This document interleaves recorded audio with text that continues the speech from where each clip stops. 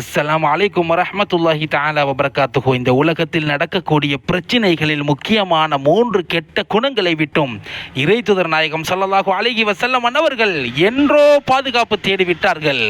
நாமும் அந்த 3 கெட்ட குணங்களை விட்டும் பாதுகாப்பு பெற கட்டாயமாக தினந்தோறும் இந்த துஆவை ஓதிக்கொள்வோம் இன்ஷா அல்லாஹ். இப்னு ஹிப்பான்லே பதிவு செய்யப்பட்டிருக்கும் ஒரு ஹதீஸ், அல்லாஹும்ம இன்னி அஊது பிக மின் முன்கராத்தில் அஹ்லாகி வல் அமாலி வல் அஹ்வாஇ. அல்லாஹும்ம இன்னி அஊது பிக மின் முன்கராத்தில் அஹ்லாகி. யா அல்லாஹ், தீய குணத்தை விட்டும் நான் உன்னிடம் பாதுகாப்பு தேடுகிறேன். வல் அமாலி, தீய பழக்க வழக்கங்களை விட்டும் தீய செயல்களை விட்டும் நான் உன்னிடம் பாதுகாப்பு தேடுகிறேன்.